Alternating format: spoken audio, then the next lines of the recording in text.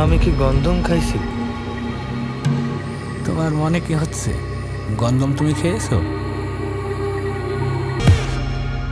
হাতে ওটা কি সাধু ভাই? তাল নাকি? গন্ধম ফল নাকি তাল, কি খাবেন আপনি? কোনটা খেতে চান, গন্ধম নাকি তাল? আপনার কাছে এটা অবাক লাগছে?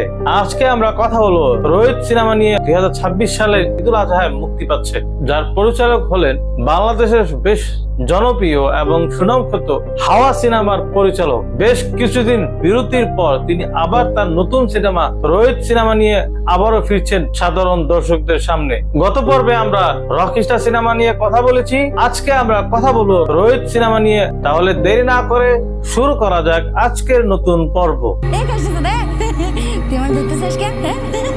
এমন একটা ফল আছে পৃথিবীতে যা জালিতে হয় না, ডাকরিত হয় না, পাকলে আর কেউ খায় না। হওয়ার পর মেজবাউর রহমান সুমন যখন তার নতুন প্রজেক্ট রোহিত নিয়ে আসছেন, তখন প্রত্যাশার পারদ এমনিতেই আকাশ ছোঁয়া। রোহিত মানে কড়া রোদ বা সূর্যলোক। হাওয়ায় আমরা দেখেছি জলের মাঝখানে টিকে থাকার লড়াই, রোহিতে আমরা দেখতে যাচ্ছি আগুনের মতো রোদের নিচে মানুষের বেঁচে থাকার এক আদিম সংগ্রাম। চলুন আজ বিশ্লেষণ করি রোহিত সিনেমার উত্তপ্ত ক্যানভাসে কি আঁকতে চলছেন এই গুণগত এই নির্মাতা। ধরো তুমি গন্ধম খেয়েই ফেলেছো, এখন তোমার উপায়? রোহিত হলো বহুল প্রশংসিত চলচ্চিত্র হাওয়া খ্যাত নির্মাতা মেজবাউর রহমান সুমনের দ্বিতীয় পূর্ণদৈর্ঘ্য চলচ্চিত্র। হাজার বছর পুরানো লোকজ আখ্যান ও আদম হাওয়ার আদিম উপাখ্যানকে কেন্দ্র করে নির্মিত।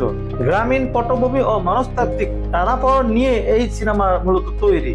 এই সিনেমার মূল পটভূমি ও গল্প চলচ্চিত্রের কেন্দ্রে রয়েছে সাধু নামের এক নীরব ভিতর প্রকৃতির এক মানুষ। তার আবেগ নিয়ন্ত্রণের বাইরে চলে যাওয়া, তার মানসিক ভারসাম্যহীন স্ত্রীর উন্মত্ততায় স্বামীর অস্তিত্ব বিপন্ন হলে সে তাকে দূরে কোথাও ফেলে আসার পরিকল্পনা করে, কিন্তু প্রতিবারই বাড়ির পাশে একটি তাল গাছ থেকে ফল ঝরে পড়ার পর নারীটি অলৌকিকভাবে বাড়ি ফিরে আসে। এভাবেই প্রস্থান ও পতন ও প্রত্যাবর্তনের এক চক্রে আবির্ভূত হয়ে তাদের জীবন।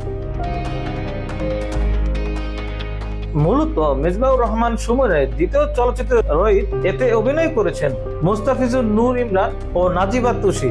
এছাড়াও রয়েছে গাজী রাকায়াত, আহসাবুল ইয়ামিন রিয়াদ সহ আরো অনেকে অভিনয় করেছেন। তোর নাম কি?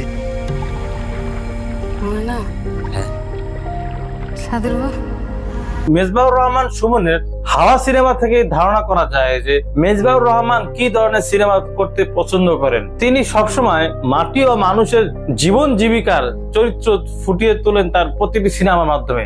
যেখানে হাওয়া সিনেমাতে দেখা দিয়েছিল একটি ট্রলার, কিছু জেলেরা তাদের জীবন যুদ্ধে কিভাবে তারা কতটা স্ট্রাগল করে, তা কিন্তু তার ওই হাওয়া সিনেমা থেকে ফুটিয়ে তোলা হয়েছিল, যা বাংলাদেশের সিনেমায় বেশ আলোড়ন সৃষ্টি করেছিল। 2022 সালে 2026 সালে তিনি আবারও বড় পর্দায় হাজির হচ্ছেন তার রোজ সিনেমা নিয়ে। তাহলে আশা করা যাচ্ছে হাওয়ার মতো আরেকটি নতুন চমৎকার সিনেমা নিয়ে আসতে যাচ্ছেন এই মেজবাউর রহমান সুমন। তাহলে এখন দেখার বিষয় রকস্টার সিনেমা নাকি রোজ সিনেমা, কে কিভাবে দর্শকদের হলে টেনে আনে। আপনার মতামতটি জানিয়ে দিতে পারেন কমেন্ট বক্সে। কোন সিনেমাটি আপনি দেখতে আগ্রহী হয়ে রয়েছেন, রকস্টার নাকি রোজ সিনেমা? তাহলে আজকের মতো বিদায় নিচ্ছি। ভালো থাকবেন, সুস্থ থাকবেন এবং পরিবারকে ভালোবাসবেন। আমার চ্যানেলটি সাবস্ক্রাইব করে আমাকে সহযোগিতা করুন। তাহলে দেখা হচ্ছে পরের কোনো নতুন পর্বে। ততক্ষণের জন্য চোখ রাখুন ফ্লগ স্টার চ্যানেলে।